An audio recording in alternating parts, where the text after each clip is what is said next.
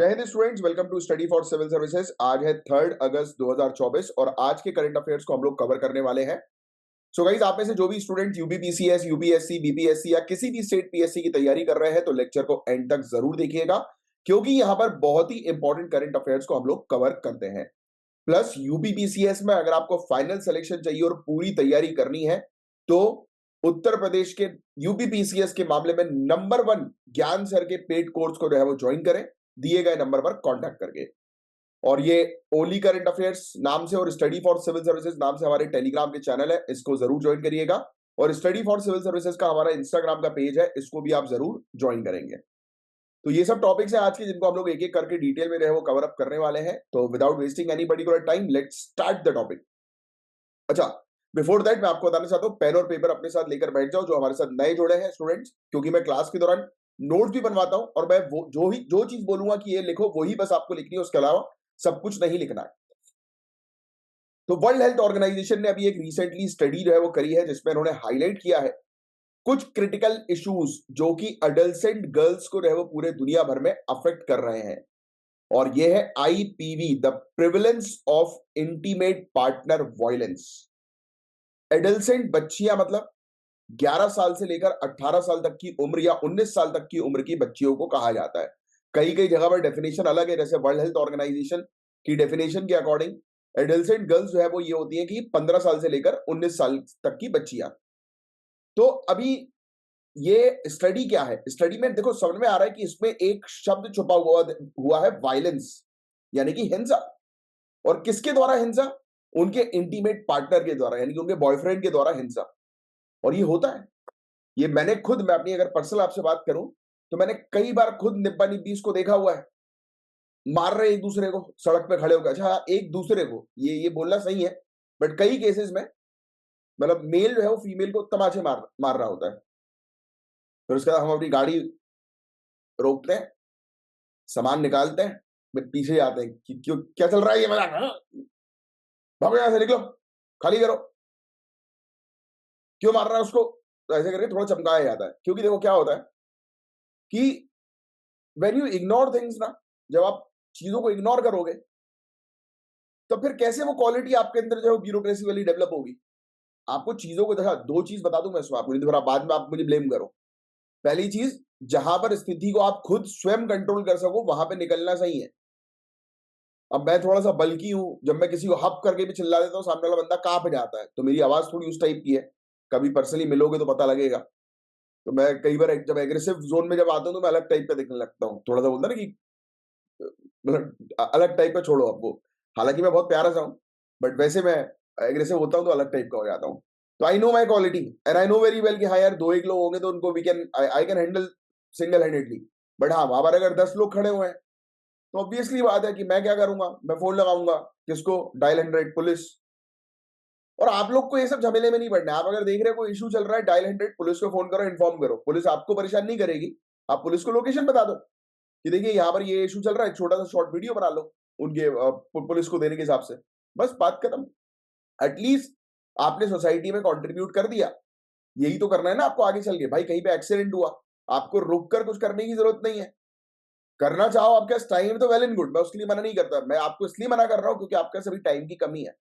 आपको अपना हर एक मिनट हर एक सेकंड जो है बचाना है, क्योंकि वो वापस नहीं आएगा। एक बार गया तो गायब, फिर गेम ओवर आपका। ये समय बोलते हैं ना, निकलता है तो वापस नहीं आता। और लोग फालतू चीजों में ज्यादा टाइम वेस्ट कर रहे होते हैं। कभी दोस्त के मैटर में उलझे हुए हैं, कभी खुद के मैटर में उलझे हुए हैं, कभी फैमिली के मैटर में उलझे हुए हैं। अरे भैया सब छोड़ो, सिर्फ ध्यान दो पढ़ाई के ऊपर, क्योंकि एक बार एग्जाम में सिलेक्शन हो गया तो सब मैटर ऑटोमेटिकली 1-1.5 साल के बाद रिजॉल्व हो जाएंगे, कोई इशू नहीं होगा। कोई रुकता नहीं है, दुनिया रुकती नहीं है, आपको अपने लिए मेहनत करनी है। तो वही मैं आपको बता रहा हूँ, वायलेंस ये नए नए लोग जो है वो कर लेते हैं, प्यार मोहब्बत इश्क के चक्कर में जो पड़ जाते हैं। और मारा पीटी तो सबसे बेकार चीज है, घटिया चीज है। भाई तुम लोग की बन नहीं रही है तो अलग हो जाओ ना यार, छोड़ो। किसी पे हाथ उठाने की क्या जरूरत? उस लड़की के बाप ने उसके ऊपर कभी हाथ नहीं उठाया होगा, तुम उस पर हाथ उठा रहे हो यार। और इसमें लड़कियों की भी गलती है, फिर भी हाथ उठ गया, चलो कोई बात नहीं, टेढ़ा है पर मेरा है। ये क्या है भाई? ऐसा नहीं होता, टेढ़ा है मतलब मेरा है। हाथ उठाया तो पत्थर उठा के मारा, ले तेरी, निकल यहाँ से। बोलो कि आंख फोड़ दूंगी, निकल यहाँ से, आइंदा मिलना नहीं, दिखाना नहीं अपनी शक्ल। Self respect is the biggest respect. जब कोई व्यक्ति तुम्हें बदतमीजी भी बात कर रहा है, स्टे अवे फ्रॉम देम।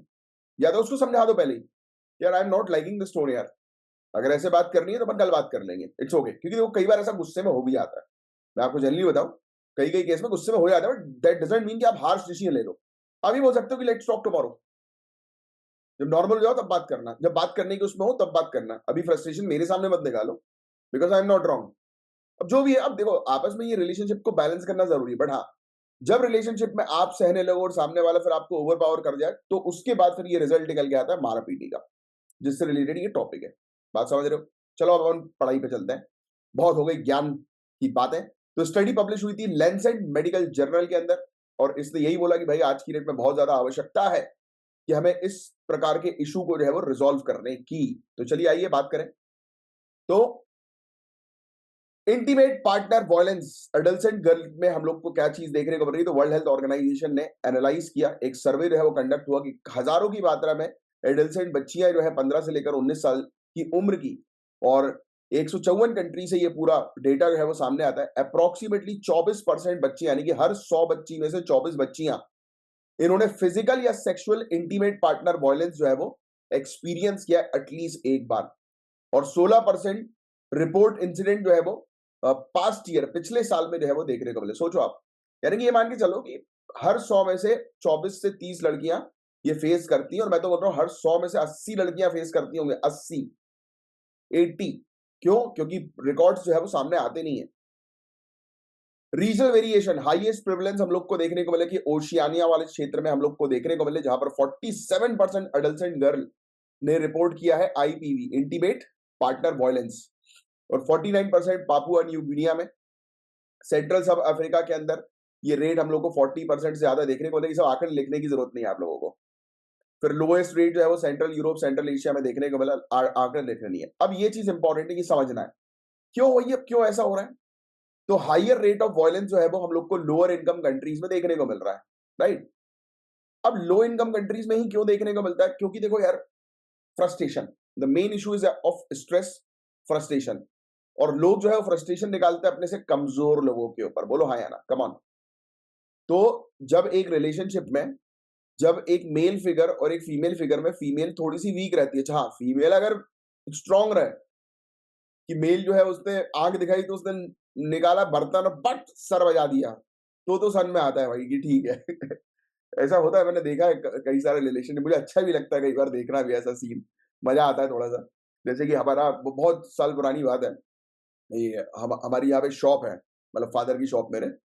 तो वहां पर मतलब एक हस्बैंड और वाइफ की लड़ाई हुई थी। एक्चुअली एक दुकानदार थे हमारे परिचित ही थे, तो उनकी वाइफ उनसे गुस्सा हो गई थी, तो वो कुकर लेके आई थी उनको मारने के लिए, और वो दौड़ लगा रहे थे। वो पीछे कुकर लेके जा रही थी और वो दौड़ लगा रहे थे। देखने में थोड़ा फनी लगता है, बट ठीक है, इट्स ओके यार, इट हैपेंस। सो ये हायर रेट ऑफ वायलेंस हम लोग को लो इनकम कंट्रीज में देखने को मिलता है, और ऐसे रीजन पे जहां पर बहुत कम बच्चियां हम लोग को देखने को मिल रही है सेकेंडरी एजुकेशन में। एरिया जहां पर गर्ल्स जो है उनके पास लीगल प्रॉपर्टी ओनरशिप की कमी है, इनहेरिटेंस राइट जो है वो नहीं है, तो यहां पर भी बहुत ज्यादा इंटीमेट पार्टनर वायलेंस देखने को मिलता ही है। चाइल्ड मैरिज जो है वो बढ़ गई है, और उसके कारण इंटीमेट पार्टनर वायलेंस भी बढ़ गया है, राइट। आजकल तो ये निब्बा निब्बी और ये बॉयफ्रेंड गर्लफ्रेंड के मामले में भी ये चीज अक्सर नजर आ ही जाती है। अर्ली एज में लोग जो है वो किसी पे ट्रस्ट कर लेते हैं एक दूसरे के ऊपर, और फिर काफी समय तक जो है पछताते हैं।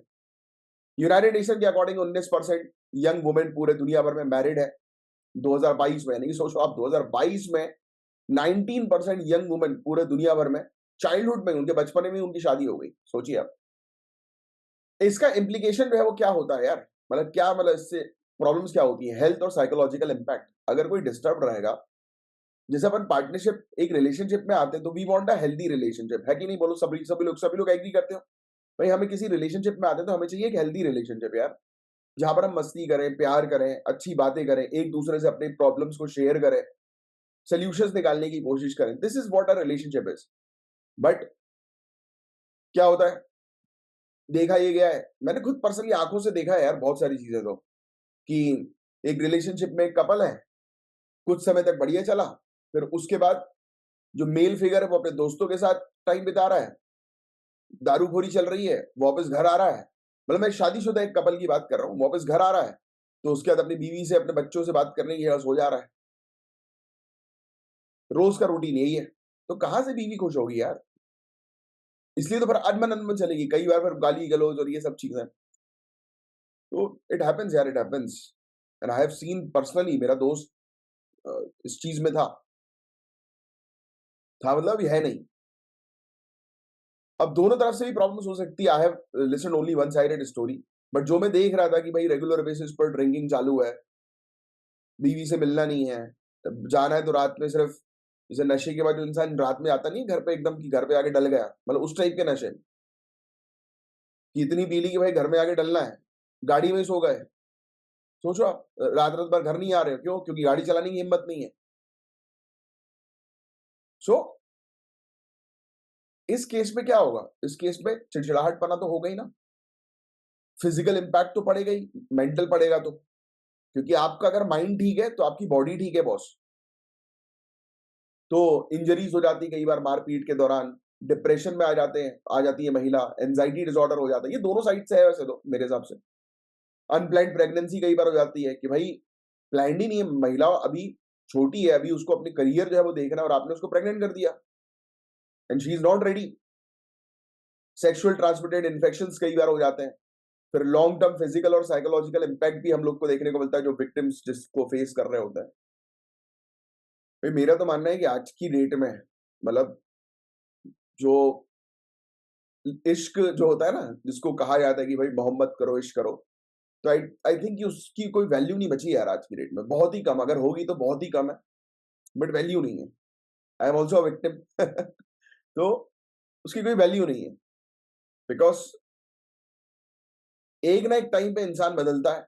ठीक है, बदलाव तो बढ़िया होता है यार, बट वो भूल जाता है कि यार कौन उसके लिए कैसा है। So it has no meaning. So मेरा तो यंगस्टर से एक मैसेज यही है कि भाई पढ़ाई लिखाई करो, करियर बनाओ, पैसा बनाओ, घर वालों को खुश करो, घर वालों को लेके जाओ घुमाने, फालतू में अपने गर्लफ्रेंड बॉयफ्रेंड पे खर्च करने की जगह घर वालों को लेके जाओ, 5 स्टार होटल, वहां उनको लेके जाओ, घर वालों को टूर पे लेके जाओ।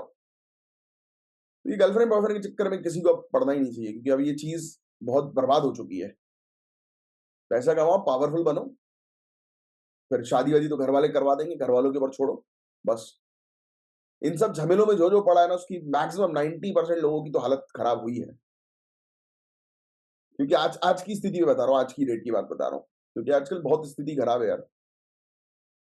मैंने खुद अपने सर्कल में ही बहुत सारे लोगों का देखा कि बढ़िया चीज रही, फिर अचानक से एकदम गायब, डाउन, फिर सामने वाले की हालत खराब, सामने वाला बन गया देवदास। चलो, एजुकेशन पर भी इम्पैक्ट पड़ता है। अब देखो इस पे क्या होता है कि इंटीमेट पार्टनर वॉयलेंस के कारण, अब भाई, अब ऑब्वियस ही बात है कि मार पिटाई होगी। जैसे मैं अपनी ही एक स्टूडेंट की जो है बात करता हूँ, शर्म आती है मुझे बोलने पर भी कि लोग किस तरीके के होते हैं यार। मतलब एक बार, मतलब मैं ऐसा हूँ कि भाई मैं जब कनेक्ट करता हूँ अपने स्टूडेंट्स के साथ, तो they connect me in each and every sense. हर तरीके की मेरी बातें होती है स्टूडेंट से। सो शी कॉल्ड मी, उन्होंने मुझे बोला कि सर आप फ्री हैं क्या? मैंने हाँ बताइए। तो बोलते सर मैं बड़ी प्रॉब्लम में हूँ, मेरे हस्बैंड ने और मेरे जेठ ने मुझे मारा है। मतलब शी इज वेरी स्ट्रांग, बहुत अच्छी वो तैयारी कर रही है, आगे बढ़ती आ रही है। बट जब ये चीज सामने मेरे आई तो मुझे बड़ा इतना दुख हुआ। फिर उन्होंने बोला कि सर आप मेरी कुछ हेल्प जो है वो करिए। तो मैंने फिर उनको रास्ता बताया कि आप जो है वो महिला थाने के रूट से जो है वो जा सकते हैं। बट मैंने उनको पहले एक्सप्लेन किया कि मैंने कहा देखो यार, अगर आप ऐसा करोगे तो आपकी फैमिली आपके खिलाफ जो है वो ना हो जाए, क्योंकि सम इन सब केसेस में कई बार ऐसा भी होता है कि फैमिली खिलाफ हो जाती है। आपने अगर एक स्टेप आगे लिया तो ना आप इधर के रहे ना आप उधर के रहे। तो मैंने उनसे बोला कि पहले आप अपनी फैमिली से बात करो। तो उन्होंने बोला कि सर बात बात तो कर ली है, क्योंकि पहले भी ये वाला इशू जो है वो हुआ था, वो दोबारा से रिपीट हो रहा है। और मुझे लगता है कि बेशर्मी है, अपनी वाइफ को मारना बेशर्मी है, कि किस तरीके के आदमी हो यार। और तुम्हारा भाई भी तुम्हारी बीवी को मार रहा है, ये कौन सा वो है भाई? हाथ क्यों उठाना? अगर नहीं बन रही, कोई चीज समझ में नहीं आ रही, तो शट द डोर, डोर बंद कर दो कि भाई नहीं बात करनी है, पर कल सुबह बात करेंगे यार, सो रहे हैं, बात खत्म। इवन मैं आप सभी लोग से बोलना चाहता हूँ, right now you are in a mature stage. Violence करना 2 सेकंड का खेल होता है। हाँ, मारना पीटना है आपको तो मारो ना, पीटो ना बाहर लोगों को। वहां तो औकात नहीं है। किसी ने आपको गाली बक दी ऑफिस में तो उसको तो बोलने की औकात नहीं है। घर में आके बीवी को मार रहे हो, फ्रस्ट्रेशन बीवी के ऊपर निकाल रहे हो, ये कौन सी बात हुई बॉस? आपको अगर फ्रस्ट्रेशन निकालना है, इतने बड़े बड़े बाहुबली हो आप, तो बाहर जाओ, एंटी सोशल एलिमेंट्स को मारो, तब समझ में आएगी। कोई गुंडा जैसे व्यक्ति जब जेल से बाहर निकल निकल जाता है, उसके तो आप पांव छूते हो। उसको मारने की तो औकात नहीं है आपकी, या उसको बोलने की औकात नहीं है। जी भैया करते रहते हो। And right now you are not झुग्गी वाला यार। आप सभी लोग जो है वो एक अच्छी सोसाइटी बनाने वाले हो, आने वाले समय में एक अच्छी जगह पहुंचने वाले हो, तो आपको अपने एटीट्यूड को बनाना है। कभी एक आईएएस ऑफिसर को सड़क पे लड़ते हुए देखा है क्या? कभी नहीं। एक आईपीएस ऑफिसर को भी आप हर किसी को मारते हुए नहीं देखोगे। They are very professionals. मेरा उठना बैठना होता है इन लोगों के साथ। आई नो वेरी वेल कि how they behave, how they think, कैसे उनकी थिंकिंग प्रोसेस होती है। सो गलत है ये सब। ये नेगेटिवली इफेक्ट करता है एजुकेशन अचीवमेंट को, फ्यूचर रिलेशनशिप को। वो हो ही जाता है यार, एक बार स्कार अगर आ गया, एक बार अगर घाव हो गया, तो उसको भरना मुश्किल होता है यार। बोलते हैं ना कि एक बार गांठ लग जाती है एक रिश्ते में, तो उस गांठ को ठीक करना बड़ा मुश्किल होता है। बट एक्चुअली मैं कहूंगा मुश्किल नहीं होता। अगर दोनों तरफ से इक्वल वो दिया जाए कंट्रीब्यूशन, तो बिल्कुल मुश्किल नहीं होता। हाँ, बट अगर आप चीजों को लेके बैठ गए तो मुश्किल है भाई। आपको लेट इट गो करना है।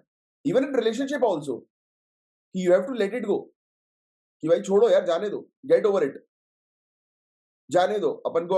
अब होता है ना, कई बार जैसे एक रिलेशनशिप होता है लंबे समय का, जैसे एग्जाम्पल 10 1 साल का, पर्सनल एक्सपीरियंस के हिसाब से कह रहा हूँ। फिर वहां से निकलना थोड़ा सा ट्रॉमेटिक सिचुएशन जो है वो हो जाती है। तब जो वहां से निकलना जो ट्रॉमेटिक सिचुएशन है ना, वो एक्चुअल में कब लगती है? जब आप चीजों पास्ट की चीजों को सोचते रहते हो, आप पास्ट से निकल नहीं पाते। मैं पर्सनली अपने बारे में बता रहा हूँ कि when you can not overcome from your past, जब आप अपने पास्ट से ही वापस नहीं आ पाते ना, तब आपको तकलीफ होती है। उसके लिए क्या सोल्यूशन है? तो उसके लिए लिटरली ये सोल्यूशन है कि अपनी फैमिली के साथ ज्यादा से ज्यादा टाइम बिताओ, रेदर देन ऐसे दोस्तों के साथ जो आपको गलत जोन में लेकर जाए। फैमिली के साथ समय बिताना चाहिए मैक्सिमम टू मैक्सिमम, और एक थिंकिंग क्लियर जो है वो कर लेनी चाहिए कि now you have to earn a lot, you have to make your career, and that's it. और जिसने जो भी किया तुम्हारे साथ उसको भूल जाओ। कई लोग बोलते हैं ना, ठुकरा के मेरा ठुकरा के मेरा क्या बोलते हैं यार, वो गाना नहीं था, ठुकरा के मेरा प्यार मेरा इंतहाम में देखेगी, है ना, इंतकाम में देखेगी, ऐसा कुछ था। तो ये सब नहीं करना है, और ये होता भी नहीं है रियलिटी में। तुम्हें क्या जरूरत है उसको इंतकाम दिखाने की? व्हेन यू बिकम पॉपुलर, बोलते हैं ना कि पॉपुलैरिटी जो होती है वो सबसे बड़ा रिवेंज होता है। करियर बना लो अपना, रिवेंज ऑटोमेटिकली पेपर में दिख जाएगा उसको। अपना करियर बनाओ, एंड वापस जाने की जरूरत ही नहीं है। मैंने बोला ना, गेट ओवर इट। जिसने एक बार धोखा दिया, उससे हाथ मिलाओ, बोलो कि वेल डन, और आगे बढ़ जाओ कि अच्छा हुआ असलियत अभी दिख गई, एंड गेट ओवर इट। तो बहुत बातें हो गई आज है, बट जरूरी होता है, ये सब बातें भी बहुत जरूरी होती है, क्योंकि मुझसे मेरे स्टूडेंट शेयर करते हैं, बहुत सारी बातें जो है वो शेयर करते हैं। स्टेप्स जो है की आवश्यकता हम लोग को देखने को मिलती है अडल्ट्स एंड गर्ल्स को एम्पावर करने की। क्या मतलब है ही जरूरी, और क्या बताया है तो वर्ल्ड हेल्थ ऑर्गेनाइजेशन ने क्या क्या चीजें बताई है। पहली चीज तो भाई सपोर्ट सर्विस को स्ट्रेंथन करो। अब जैसे मैं अपनी स्टूडेंट की बात करूं, तो वो थाने गई तो उनको मना कर दिया, उनको बोला कि नहीं नहीं रुक जाओ, अभी हम कार्रवाई करेंगे, उसके बाद कुछ चीजें होंगी। पुलिस करप्शन, भाई ऐसे मामले में तो क्लैरिटी ये होनी चाहिए कि भाई प्रोटेक्शन। आजकल लोग वैसे ही हैवान हो चुके हैं, पता नहीं क्या समझने लगे अपने आप को, कुछ भी हो सकता है भाई। फिर इसके अलावा स्कूल बेस्ड प्रोग्राम को इम्प्लीमेंट करो, एजुकेट करने के लिए बॉयज गर्ल्स दोनों को, हेल्दी रिलेशनशिप के अंदर वायलेंस प्रिवेंशन के लिए। गलत बात है मेरे हिसाब से, तो एक रिलेशनशिप हेल्दी होना चाहिए। ठीक है, गलतियां बहुत होती हैं, हो जाती है कई बार रिलेशनशिप में गलतियां, बट उसको ठीक करो भाई, आगे बढ़ो। ऐसा मारपीट is not a good option, क्योंकि इससे इम्पैक्ट सिर्फ उस महिला पे नहीं पड़ेगा, शायद अगर उनका बेबी होगा तो उस पर भी पड़ेगा भाई।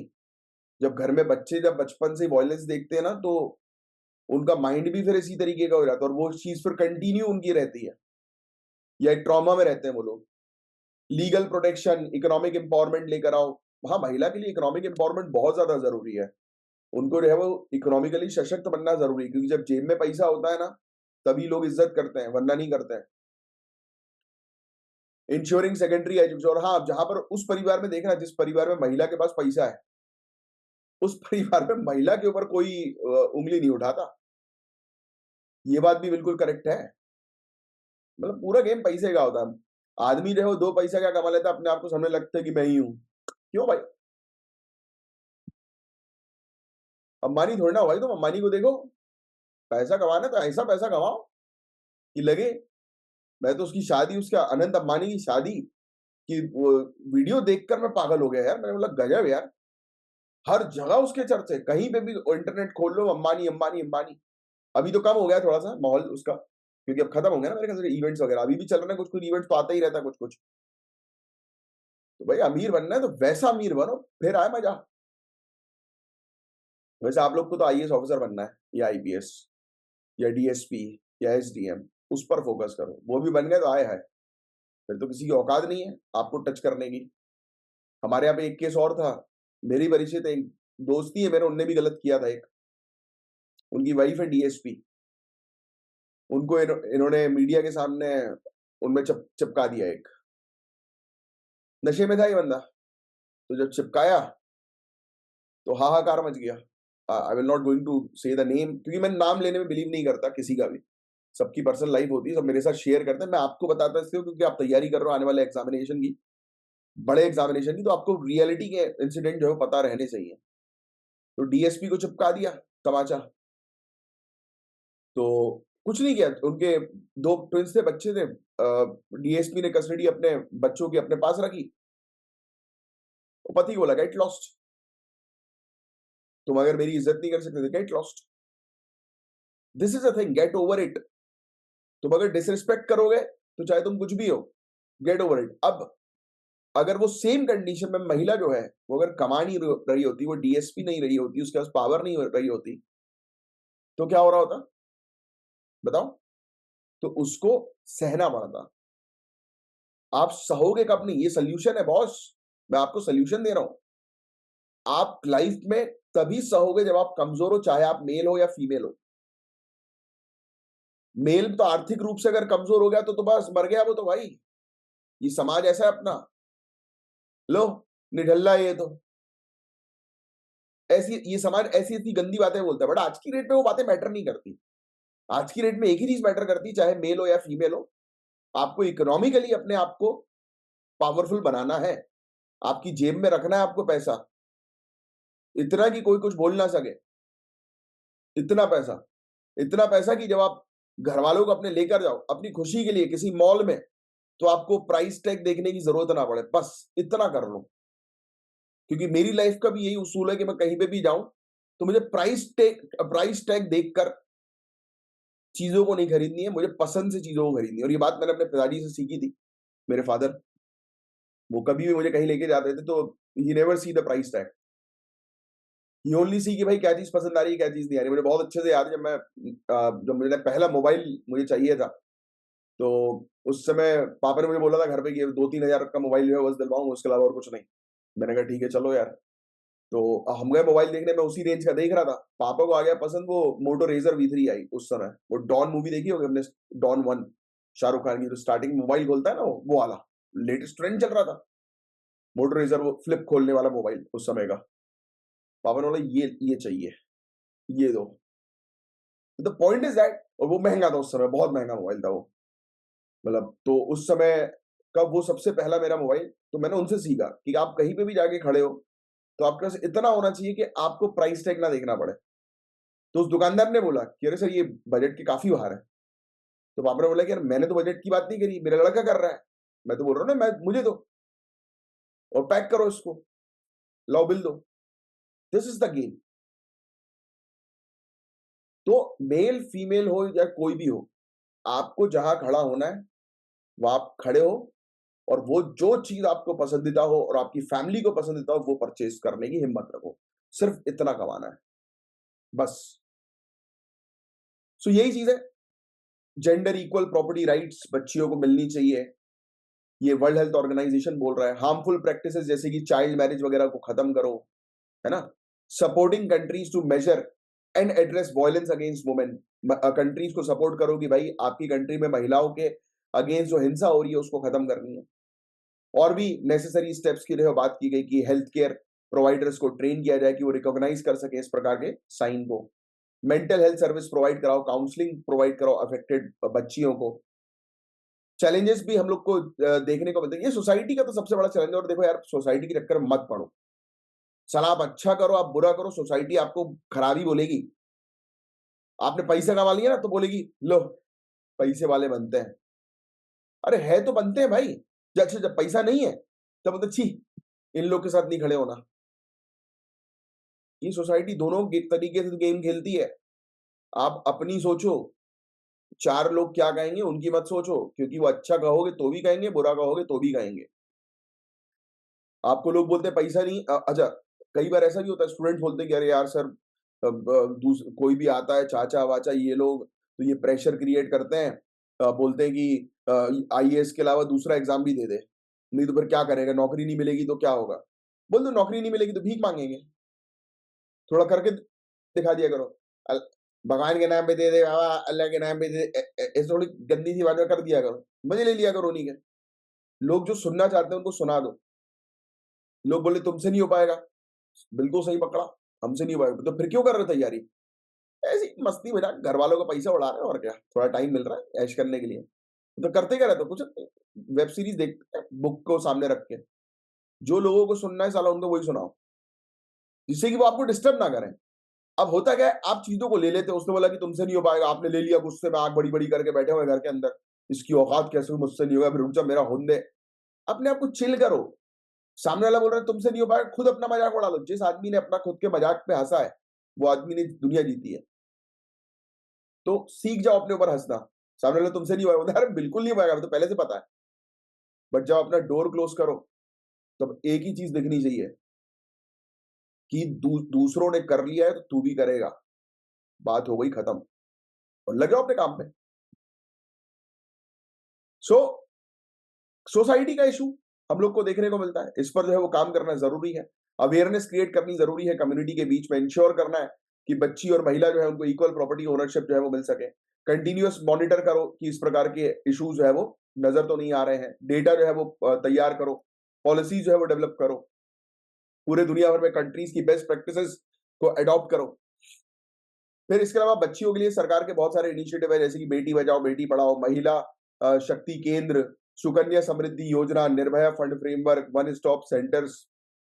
कॉन्स्टिट्यूशन का 106 कॉन्स्टिट्यूशनल अमेंडमेंट एक्ट महिलाओं को प्रोटेक्शन प्रोवाइड कराने के लिए, प्रधानमंत्री मुद्रा योजना, जेंडर बजट, ये सब चीजें, विज्ञान ज्योति प्रोग्राम, तो ये सब चीजें हम लोग को जो है वो देखने को मिल रही हैं। तो ये सरकार के काफी सारे इनिशिएटिव्स हैं बच्चियों के लिए, एडल्सेंट वुमेन के लिए। विज्ञान ज्योति प्रोग्राम में स्टेम पर फोकस किया है। कोई मुझे बताएगा नीचे कमेंट बॉक्स में लिखकर कि स्टेम का फुल फॉर्म क्या है। मैं पहले पढ़ा चुका हूं इस टॉपिक को। बस यही था इस टॉपिक के अंदर। सॉरी थोड़ा सा ज्यादा लंबा खींच गया ये टॉपिक, क्योंकि ये थोड़ा सा इमोशनल टॉपिक था और काफी सारी चीजें। वैसे ही मैं काफी कम बात करता हूँ, आज सैटरडे वाला भी दिन है तो मैंने सोचा कि चलो बात करें अपन। चलिए अब नेक्स्ट टॉपिक की तरफ मैं आगे बढ़ रहा हूँ। अब देखो सुसाइड प्रिवेंशन इन इंडिया। तो सुसाइड जो है वो एक critical public health issue India के अंदर है। 1 लाख से ज्यादा लोगों की जान जाती है सुसाइड के कारण इंडिया में हर साल। सोचिए आप। National suicide prevention strategy launch हुई थी 2022 में, जिसका मेन ऑब्जेक्टिव यही था कि भाई लोग सुसाइड ना करें। अब होता यही ना कि यार सुसाइड और ये सब चीजें कब आती है, जब मेंटली इंसान जो है वो डिस्टर्ब रहता है। पिछला टॉपिक भी इसी से जुड़ा हुआ है, अगर आप देखो तो, समझो तो। नेशनल सुसाइड प्रिवेंशन स्ट्रेटेजी के बारे में बात करें तो ये लिख लो आप। नेशनल सुसाइड प्रिवेंशन स्ट्रेटेजी, राष्ट्रीय आत्महत्या रोकथाम रणनीति, ये लिखो। ये लिखने वाली चीज है। इसका ऑब्जेक्टिव क्या है, बस ये वाली चीज लिखोगे आप कि 10% सुसाइड को जो है वो रिड्यूस करना है 2030 तक। सुसाइड की मॉर्टेलिटी को लिखना आप, सुसाइड मॉर्टेलिटी, आत्महत्या मृत्यु दर। एक होता है सुसाइड अटेम्प्ट, एक होता है सुसाइड मॉर्टेलिटी। बस एक लाइन लिख लो यारी।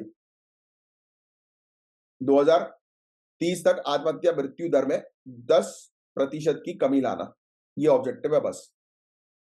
फिर ये psychiatric out patient department, OPD जो होता है ना अपना हॉस्पिटल में, तो उसका साइकाइट्रिक वाला डिपार्टमेंट क्रिएट करना सभी डिस्ट्रिक्ट में 5 सालों के अंदर।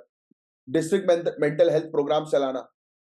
मेंटल वेलबींग करिकुलम को जो है वो शामिल करना एजुकेशनल इंस्टीट्यूशन के अंदर 8 सालों के अंदर अंदर, कि भाई बच्चे पढ़े भी तो थोड़ा सा स्ट्रेस कैसे कम करना है, इन सब चीजों के बारे में पढ़े।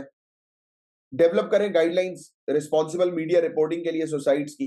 रिस्ट्रिक्ट करें access to means for suicide. भाई ऐसी चीज नहीं मिलनी चाहिए लोगों को जिससे कि वो सुसाइड कर लें। अब ऐसी चीज क्या नहीं मिलनी चाहिए, लोग कूद के सुसाइड कर लेते हैं, ट्रेन के सामने आके सुसाइड कर लेते हैं।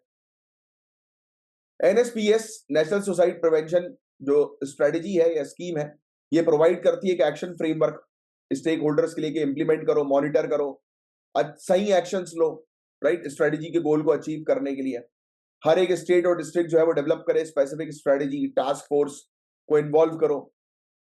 Ministry of health, education, agriculture और भी काफी सारे स्टेक होल्डर्स को इन्वॉल्व करो।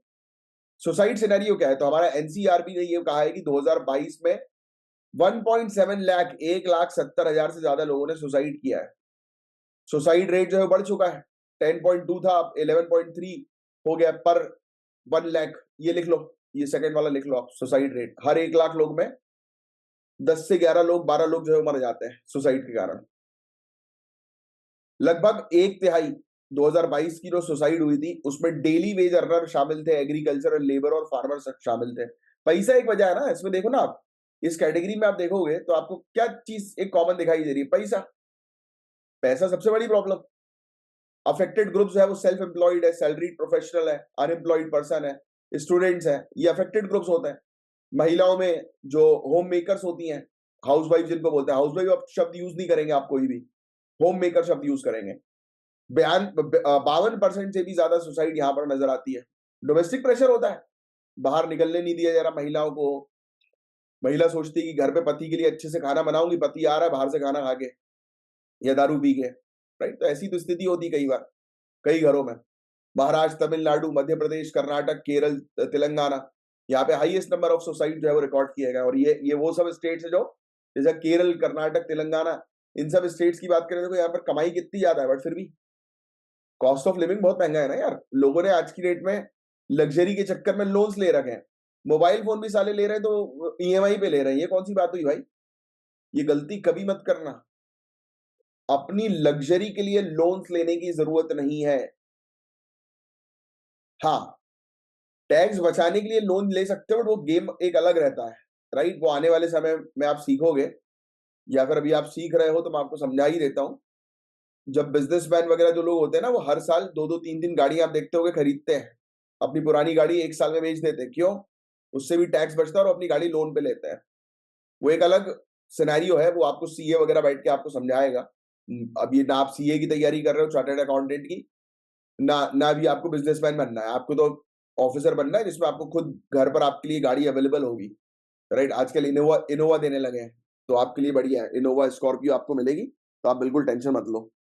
मेरे एक स्टूडेंट अभी यूपीपीसीएस में तहसीलदार है, तो उसके बड़े जलवे हैं भैया। उसको बोलेरो मिली हुई है, वैसे बोलेरो भी बढ़िया है, मजेदार है भैया।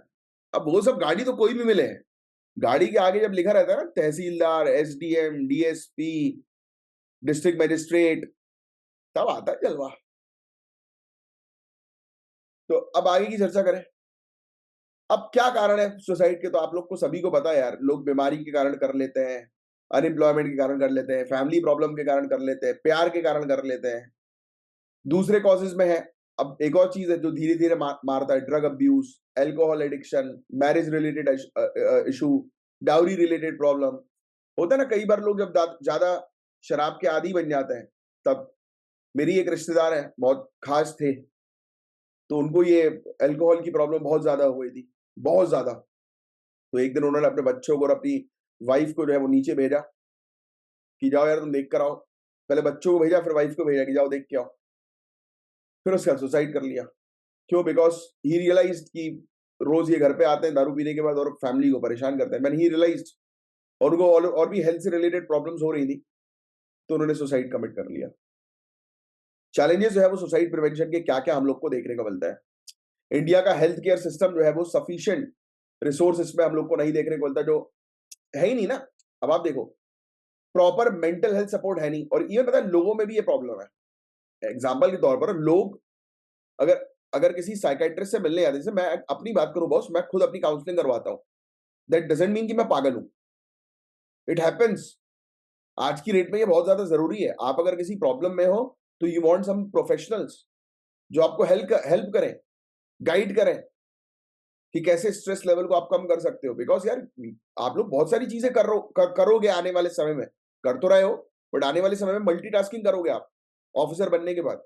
तो आपका डिपार्टमेंट ही आपको प्रोवाइड कराएगा एक साइकाइट्रिस्ट। वो देखिए फैमिली मैन करके मूवी, फैमिली मैन मूवी देखिए, किस किसने देखी है? एक वेब सीरीज है, सॉरी, फैमिली मैन। उसमें देखना मनोज वाजपेयी जो होता है, वो एक ऑफिसर रहता है, टॉप क्लास ऑफिसर जो टेररिस्ट लोगों से डील करते हैं। तो उसको उसका डिपार्टमेंट उसको एक साइकाइट्रिस्ट देता है कि जाओ समय समय पर उससे मिलो। तो आप जब घुसोगे डिपार्टमेंट में, तो आपके पास भी आपके लिए एक साइकाइट्रिस्ट होगा। साइकाइट्रिस्ट, अब कॉमन मैन से अगर बोलो कि साइकाइट्रिस्ट से मिलने जा रहे हैं तो वो एकदम डर जाएंगे, और ये पागल हो चुका है। नहीं भाई, साइकाइट्रिस्ट से मिलना जरूरी होता है। वही सोसाइटी की दिक्कत है। मेंटल हेल्थ प्रोफेशनल्स का शॉर्टेज हम लोग को देखने को मिलता है। अफोर्डेबल नहीं है, पर हाँ ये चीज एक बड़ा इशू है।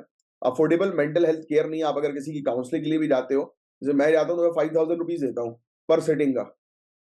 तो वो चीजें, सिनेरियो एक अलग डिफरेंट जो है वो होता है कि भाई 5,000 रुपए एक सिटिंग, यानी कि एक बार आप मिल रहे हो साइकाइट्रिस्ट से 2 घंटे, 1.5 से 2 घंटे तक वो रहते हैं मेरे साथ। बट पता है वो 5,000 रुपीज मुझे वर्थ इट लगता है, क्योंकि जब आपको चीजें वर्थ इट लगे ना, तब आपको पैसा को देखना नहीं है। क्योंकि जब मैं वहां से निकलता हूं ना, तो मेरे अगले 6 महीने तक की मेरे लिए क्लैरिटी हो जाती है कि अब मुझे क्या करना है, कैसे करना है। जो जो मेरी लाइफ में प्रॉब्लम चल रही होती है, वो 2 घंटे के अंदर एनालाइज करके बता देता है कि यार अब अपने ब्रेन को इस तरीके से ऑपरेट करो तो ये बेटर प्रोडक्टिविटी निकालेगा। इवन आप लोग तैयारी कर रहे हो सिविल सर्विसेज की, किसी ना किसी साइकियाट्रिस्ट से मिलो। हाँ ठीक है, टॉप नॉच से मत मिलो, जरूरी नहीं है 5,000 खर्च करने की, 500 रुपए वाले भी मिल जाएंगे साइकियाट्रिस्ट। तो उनसे आके कंसल्ट कर लो। बोलो कि भाई पढ़ाई में मैं और क्या करूं कि जिससे कि मुझे और ज्यादा याद रहे, मेमोरी पावर मेरी इंक्रीज हो पाए। तो पैसा लगाना सही जगह लगाओ। मैंने अक्सर देखा है स्टूडेंट को पैसा लगाते हैं पढ़ाई लिखाई में, अपनी अपनी प्रोडक्टिविटी की, और कोई पैसा लगा ही नहीं रहा। लोग पैसा लगा रहे हैं किस चीज पे? फालतू चीजों पे।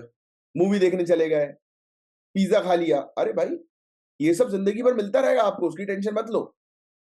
अपने आप को इंप्रूव करने पर पैसा लगाओ। पैसा लगाना है तो नेटफ्लिक्स से सब्सक्रिप्शन लेने की जगह कुकू एफएम का सब्सक्रिप्शन लो। कितनी सारी किताबें हैं वो उसमें मिल जाएंगी आपको पढ़ने के लिए। क्यों ले रहे हो नेटफ्लिक्स का, अमेजोन का? ऐसी चीज का लो जिससे कि आपकी प्रोडक्टिविटी इंक्रीज हो, आपकी मेंटल पावर जो है वो इंक्रीज हो, आप डेवलप हो। उस पर काम करो। तो उस पर काम नहीं करना है। अच्छा, बाय द वे, मैं किसी को स्पॉन्सर नहीं कर रहा हूँ कुकू एफएम और इन सब को। We are not allowed to do such kind of things. ये मेरा पर्सनल एक्सपीरियंस आपके साथ शेयर कर रहा हूँ, इसलिए मैं क्लियर कर देता हूँ। डेटा नहीं है भाई हमारे पास सुसाइड से रिलेटेड प्रॉपर, तो वो डेटा लेकर आओ। क्योंकि कई बार ऐसा होता है कि सुसाइड हो जाती है, बट लोग जो है वो उसको सुसाइड के तौर पर रिपोर्ट नहीं करवाते हैं, जिससे कि बदनामी ना हो।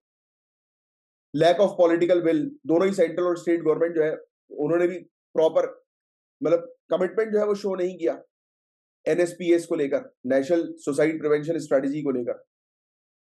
पॉलिटिकल लीडर्स भी जो है वो कई बार हम लोग को जो है वो देखने को मिलता है कि उनका रवैया जो है वो थोड़ा सा सुसाइड प्रिवेंशन को लेकर खराब रहता है। उनका मानना ही रहता है कि भाई इसको तो हम खत्म कर ही नहीं सकते। ऐसे कैसे नहीं कर सकते भाई? सुसाइड जब कोई व्यक्ति करता है ना, it is a matter of seconds या कुछ मिनट, या हो सकता है कि कुछ लोगों के लिए कुछ घंटे। तो उस डिप्रेसिंग जोन में अगर वो किसी के सपोर्ट ले लेना तो बच जाएंगे। बट उन्होंने अगर किसी का सपोर्ट नहीं लिया तो they will basically conclude. Next आगे की चर्चा करें, नेशनल मेंटल हेल्थ प्रोग्राम। तो डिस्ट्रिक्ट मेंटल हेल्थ प्रोग्राम जो है वो इंप्लीमेंट हुआ है 738 डिस्ट्रिक्ट में। ये OPD, out patient department service जो है वो प्रोवाइड करा रहा है, काउंसलिंग प्रोवाइड करा रहा है, कंटिन्यूइंग केयर प्रोवाइड करा रहा है। National tele mental health programme भी है, 2022 में लॉन्च हुआ है। ये क्वालिटी मेंटल हेल्थ काउंसलिंग और सर्विस जो है वो प्रोवाइड करवाता है। ठीक है, अब ये लिखना चाहो तो ये लिख सकते हो आप कि ये प्रोग्राम हम लोग को देखने को मिलता है। हाँ, जैसे नेशनल मेंटल हेल्थ प्रोग्राम लिख लो आप। दूसरा, मनोदर्पण इनिशिएटिव। एक बार, अगर मैं गलत नहीं तो शायद यूपीएससी ने इससे रिलेटेड एक बार क्वेश्चन पूछा था कि कोविड-19 के समय पर मेंटल हेल्थ के लिए मनोदर्पण इनिशिएटिव लाया गया था। यूपीएससी ने पूछा था, यूपीपीसीएस या एमपीपीएससी, इन तीनों में से किसी एक ने पूछा होगा। आयुष्मान भारत तो आप जानते ही हैं। फिर इसके अलावा सेक्शन 309 आईपीसी 1860 का, ये अटेम्प्ट टू कमिट सुसाइड से रिलेटेड है। भारतीय न्याय संहिता 2023 ने इसको हटा दिया है कि भाई बेचारा जो कोई सुसाइड कर रहा है उसके ऊपर भी कार्रवाई होगी, बच गया अगर वो तो ऐसा नहीं होना चाहिए भाई। अगर वो बच गया तो उसकी काउंसलिंग करवाओ। ठीक है, आगे चल के क्या करें हम लोग? तो जो वर्क प्लेस है भाई वो थोड़ा सा स्ट्रेस फ्री रखो। ऐसा नहीं कि भाई जो एम्प्लॉयर, मुझे तो उन सड़े एम्प्लॉयर पर इतनी गुस्सा आती है कि अगर एम्प्लॉय अच्छा काम कर रहा है तो यू शुड अप्रिशिएट देम। तो यहाँ तो ऐसा है कि भाई अप्रिशिएशन तो दूर की बात है, साला तुम ही गलत हो। बॉस इज ऑलवेज राइट का कॉन्सेप्ट होता है, बट ठीक है, अब बॉस तो अपनी बॉसगिरी दिखाएगा ही। But the point is that कि when you work under an employer, तो जैसे मैं आपको खुद बताता हूँ यार, मैं मेरे खुद के एम्प्लॉइज मुझे मतलब इतना अच्छा लगता है कि कई बार उनका खुद का कॉल आता है कि अभी तो कुछ नहीं है मेरे पास, मतलब जब थे मेरे बहुत सारे एम्प्लॉइज, तो आज भी मुझे कॉल करके बोलते हैं कि सर हमें तो आपके अंडर ही काम जो है वो करना है, because I make them free कि अच्छे से करो। जस्ट लाइक ज्ञान सर, ये चीज मैंने ज्ञान सर से ही सीखी है। ज्ञान सर की भी अगर बात करें तो उनका भी बहुत क्लासिक सीन रहता है। हमेशा ज्ञान सर कभी भी किसी भी एजुकेटर को कोई फोर्स नहीं करते कि कैसे काम करो कैसे नहीं करो। वो बस एक ही चीज बोलते हैं कि यार ये चीज है, इसको अच्छे से करना है, बात खत्म। मेरे साथ तो कभी नहीं हुआ आज तक। मेरा जो एक्सपीरियंस रहा वही चीज मैंने उनसे सीखी भी है कि when you make people free ना, और मैं आपको सिखा भी रहा हूँ ये चीज कि भाई आप अगर किसी डिपार्टमेंट के हेड हो तो मेक श्योर कि आपका डिपार्टमेंट एंजॉय करे, तब प्रोडक्टिविटी एनहांस होगी। हाँ, एंजॉयमेंट का मतलब इतना भी एंजॉयमेंट की केयर फ्री होगा भाई। प्रॉपर टाइम पर चीजें होनी चाहिए, पहला पॉइंट। डिसिप्लिन में होनी चाहिए, सही होनी चाहिए, एक्यूरेट। इसके अलावा तुम्हें जैसे करना है तो वैसे करो। तो वो चीज है, मतलब कोड ऑफ कंडक्ट को जो है वो फॉलो करो और बढ़िया रहो। ये चीज मैंने ज्ञान सर से सीखी थी, क्योंकि उन्हीं के अंडर मैंने सालों पहले जो है वो शुरुआत करी थी अपने एजुकेशन सिस्टम की। 10 साल हो गए ऑलमोस्ट यार। तो अब तो खुद से भी फिर खड़ा किया पूरा एम्पायर, और अब साथ में ही मिलकर जो है वो चल रहे हैं। आगे की चर्चा करें। मेंटल हेल्थ इंफ्रास्ट्रक्चर को मजबूत बनाना है, स्ट्रेंथन करना। Expand access to mental health services particularly in rural and under served areas. Increase करो number of trained mental health professionals को। डेवलप करो target intervention high risk group के लिए, जैसे फार्मर, स्टूडेंट, वुमेन और एल्डरली, बुजुर्ग लोग हैं। तो इन लोग क्योंकि ज्यादा डिप्रेसिंग स्टेट में आ जाते हैं और फिर सुसाइड कर लेते हैं, तो इनको ज्यादा टारगेट करना है। जो मेन कॉज है उसको एड्रेस करो। मेन कॉज तो पैसा है बॉस, पैसा और दूसरा प्यार। तो यही चीज है जो भी है। अब प्यार इन द सेंस, प्यार में मतलब इमोशंस होने चाहिए, अफेक्शंस होने चाहिए, राइट? तो दैट इज प्यार। तो ये कहानी, ये दो ही कहानी है जो अक्सर बिगाड़ती हैं चीजों चीजों को। बट आज की डेट में प्यार का महत्व है नहीं, जैसे मैंने आपको लास्ट लेक्चर ही बोला था। पैसा कमाओ, प्यार आप ऑटोमेटिकली मिलेगा। बोलते ना कि जब आप पैसा कमा लेते हो, पावरफुल हो जाते हो, तो सब आपसे प्यार करते हैं। अरे वाह, अरे वाह। आप अगर बेकार जोक भी अगर फेंकोगे तो भी लोग हंसेंगे, हा हा हा हा। दैट इज द थिंग यार। वो गाना मुझे बहुत अच्छा लगता है, फर्जी फर्जी का।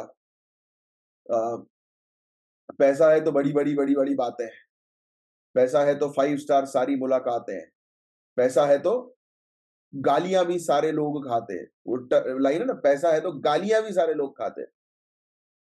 आप सिर्फ गाने सुनकर म्यूजिक एंजॉय करते हो, अब लिरिक्स में उसका मीनिंग देखो, क्या बढ़िया बात बोल रहा है वो।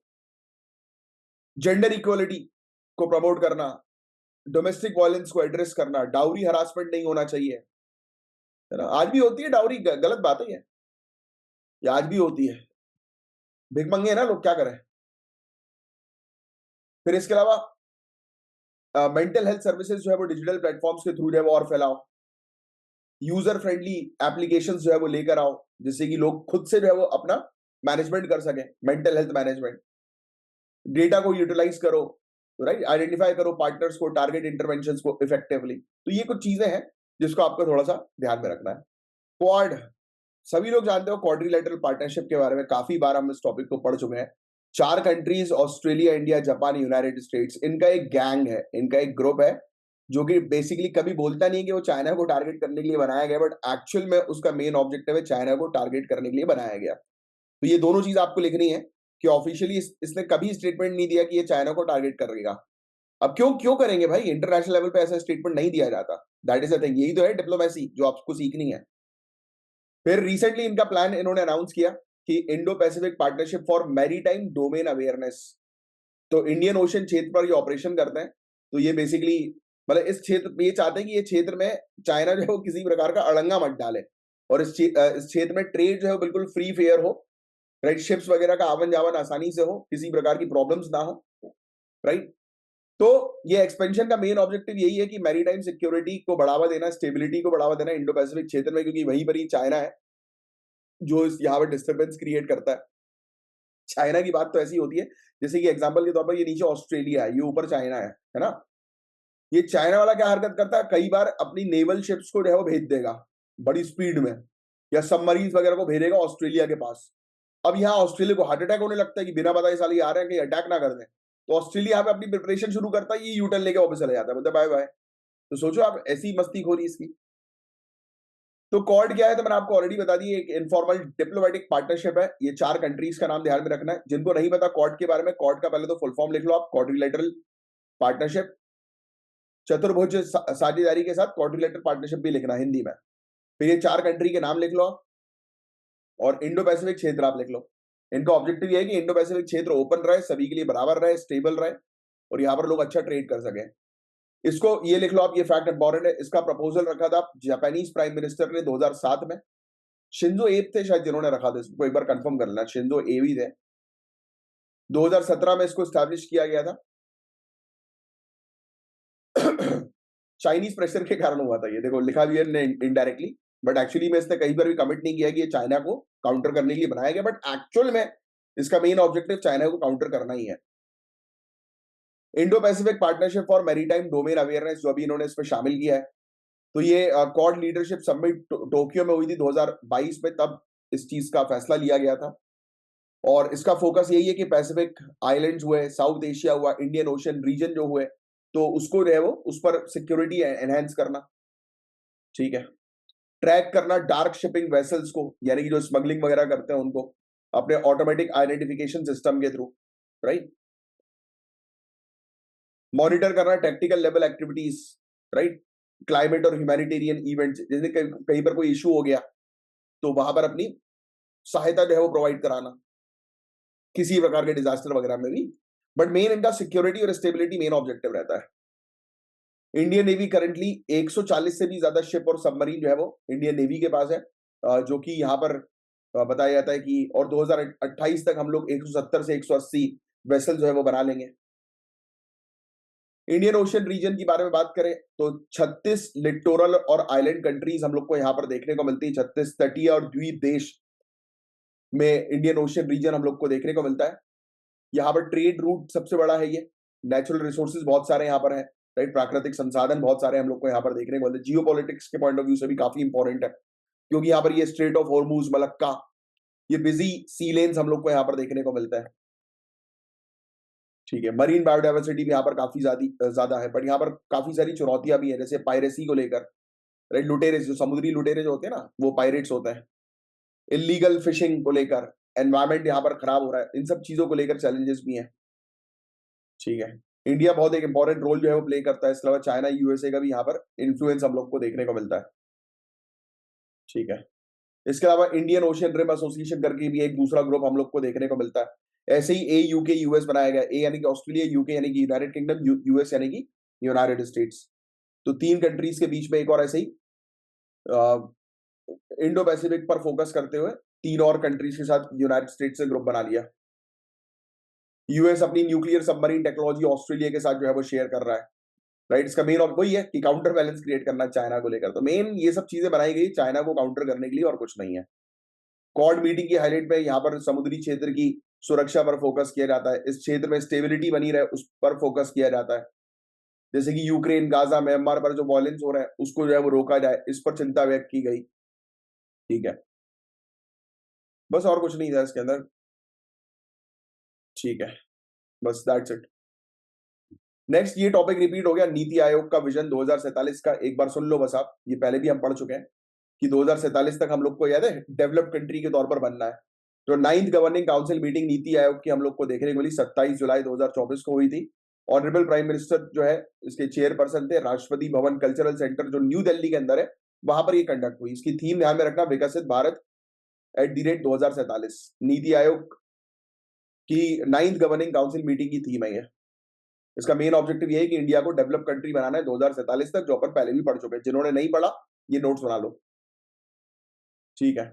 हाँ, अब क्या क्या चीज है, तो ये नोट्स बनाओ बुलेट पॉइंट्स पे, जिन्होंने नहीं बनाए पहले। तो 30 ट्रिलियन यूएस डॉलर की इकोनॉमी हमें बनानी है 2047 तक, पहला पॉइंट। नेक्स्ट पॉइंट हम लोग को जो है वो देखने को मिल रहा है, आप लिखेंगे हर एक स्टेट और डिस्ट्रिक्ट का प्लान बनाना है, वो भी लिखने की जरूरत नहीं है। Zero poverty, zero poverty objective, गरीबी उन्मूलन का उद्देश्य, कि किसी प्रकार की गरीबी नहीं होनी चाहिए इंडिया के अंदर। Next, investment friendly charter, investment friendly charter, निवेश अनुकूल चार्टर प्रपोज किया गया।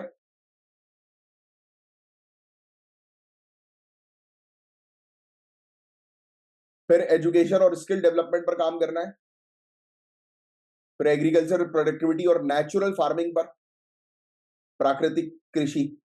मुझे कमेंट बॉक्स पर लिखकर बताओ क्या डिफरेंस होता है नेचुरल फार्मिंग में और ऑर्गेनिक फार्मिंग में, नीचे कमेंट बॉक्स पर लिखकर बताना नेचुरल फार्मिंग और ऑर्गेनिक फार्मिंग में क्या डिफरेंस होता है। ईज ऑफ लिविंग पर काम करना है। ईज ऑफ लिविंग का मतलब जैसे हम लोग को देखने को मिलता है ना, कि जैसे कि सस्ती चीजें मिल सके, लोगों को अच्छी सर्विसेज मिल सके सरकार की, या बेटर गवर्नेंस आप कह सकते हो, जैसे drinking water facility, electricity, health, schooling, land और प्रॉपर्टी, है ना, तो उस पर जो है वो काम कर रहा है। साइबर सिक्योरिटी, आर्टिफिशियल इंटेलिजेंस पर काम करना है गवर्नेंस की फील्ड में। दैट्स इट, बस और कुछ नहीं है इसके अंदर। अब गवर्निंग काउंसिल जो है नीति आयोग की, उसके बारे में लिख लो आप, नीति आयोग की गवर्निंग काउंसिल। ये नीति आयोग की सबसे टॉप मोस्ट बॉडी हम लोग को देखने को मिलती है, जो नीति आयोग की जो जितनी भी प्रायोरिटीज होती है, स्ट्रेटेजीज होती है, उस पर अपना विचार डालती है और बनाती है, तैयार करती है। तो नीति आयोग की top most body governing council है नीति आयोग की। इसके मेंबर्स कौन से होते हैं, मेंबर्स जो है वो लिख लो आप। ऑनरेबल प्राइम मिनिस्टर इसके चेयरपर्सन होते हैं। चीफ मिनिस्टर हर एक स्टेट और यूनियन टेरिटरीज के। लेफ्टिनेंट गवर्नर दूसरी यूनियन टेरिटरीज के। Ex officio members, vice chairman NITI Aayog के, full time member NITI Aayog के, और स्पेशल इनवाइटीज जिनको इनविटेशन जो है वो दिया हुआ है। तो ये सदस्य कौन से होते हैं गवर्निंग काउंसिल, ये लिख लो, इससे रिलेटेड क्वेश्चन बन सकता है, बहुत इंपॉर्टेंट है। अब इसके फंक्शंस के बारे में बात करें तो जो गवर्निंग काउंसिल सेक्रेटेरिएट जो होता है, ये इसकी मीटिंग जो है वो डिसाइड करता है कि कब मीटिंग होनी है और उस मीटिंग में क्या क्या एजेंडा उठाना है, तो वो पूरी चीज ये बनाता है। और ये जो सेक्रेटेरिएट हम लोग को देखने को मिलता है कि जितनी भी एक्टिविटीज है, डिविजन है, यूनिट्स है, सभी के बारे में जो है वो जानकारी देता है। ठीक है, ये कोऑर्डिनेशन का बेसिकली इसका काम हम लोग को देखने को मिलता है। नीति आयोग की एनुअल रिपोर्ट जो होती है, जो पार्लियामेंट के अंदर प्रस्तुत की जाती है, तो उसी के आधार पर ये पूरे अपने एजेंडास जो है वो तैयार करते हैं और उसके अकॉर्डिंग स्ट्रेटेजीज बनाकर, पॉलिसीज बनाकर आगे काम करते हैं। और आप सभी लोग जानते होंगे अभी तक तो, कि प्लानिंग कमीशन पहले हुआ करती थी, 5 ईयर प्लान हम लोग को नहीं देखने को मिलते थे, तो उसको समाप्त जो है वो किया गया और उसकी जगह पर नीति आयोग की जो है वो 1 जनवरी 2015 को ये नीति आयोग बॉडी बना दी गई। सरकार ने ये बोला था कि इसका main objective bottom up approach है। अब देखो यार, जब नई सरकार आती है, जब सरकार पलटती है, तब ये लोग अपने जो इंपॉर्टेंट जो थिंक टैंक्स जो होते हैं ना, तो उसको भी चेंज कर देते हैं। अब जैसे कि मैं आपको बात करूं प्लानिंग कमीशन की, जब आप इकोनॉमिक्स पढ़ोगे ना तो और डिटेल में आपको समझ में आएगा। प्लानिंग कमीशन की अगर बात करें तो बॉस, ये प्लानिंग कमीशन जो है ना, अच्छा पहले तो एक क्वेश्चन का आंसर बताओ, सबसे लास्ट प्लानिंग कमीशन कौन से ईयर से कौन से ईयर तक का था? सबसे आखिरी planning commission, 12th planning commission कौन से ईयर से कौन से ईयर तक का था? बस ये लिखकर बताओ पहले तो। दूसरी चीज पता है आपको, प्लानिंग कमीशन के अंदर भी बॉटम टू अप अप्रोच थी, ये ज्यादातर लोगों को पता ही नहीं, ध्यान से पढ़ा ही नहीं आप लोगों ने। कोई बता सकता है वीडियो को पॉज करके, बॉटम टू अप अप्रोच के लिए प्लानिंग कमीशन ने क्या किया था? अच्छा, टॉप टू बॉटम अप्रोच और बॉटम टू अप अप्रोच पता है आपको क्या होता है? टॉप टू बॉटम अप्रोच मतलब कि भाई ऊपर वाले, ऊपर बैठे अधिकारी सिर्फ बताएंगे कि क्या करना है क्या नहीं करना है, बस। और बॉटम टू अप अप्रोच मतलब कि नीचे जो लोग हैं, या नीचे जो लोकल जो प्रशासन है, वो बताएगा कि क्या परेशानी चल रही है। बोलते हैं ना, निचली स्तर पर क्या परेशानी है उसके बारे में पता ही नहीं, बड़े अधिकारियों को एसी के कमरे में बैठकर जो पॉलिसी बना रहे हैं, जो आज तक खेत में नहीं गए वो खेत के लिए एसी के कमरे में बैठ के पॉलिसी बना रहे हैं, ऐसा बोला जाता है ना। तो ये थी प्लानिंग कमीशन में, बट ये जब पता लगा कि प्लानिंग कमीशन के अंदर एक और डिपार्टमेंट चाहिए जो बॉटम टू टॉप अप्रोच पर काम करे, तो इसलिए उन्होंने एनडीसी बनाया था, नेशनल डेवलपमेंट काउंसिल, एनडीसी। ठीक है, तो ये भी पढ़ोगे आप, पता है इकोनॉमिक्स के अंदर, बट इसको रिलेट करना है प्लानिंग कमीशन के साथ। और जो ये बोला जाता है कि ये नीति आयोग इसलिए बनाया गया कि ये बॉटम टू अप अप्रोच भी रखता है, तो ऐसा नहीं है, ये प्लानिंग कमीशन में भी था। हमें पता है, हमारी जानकारी के लिए, कि नीति आयोग सरकार पलटी थी इसलिए बना है और कुछ नहीं है।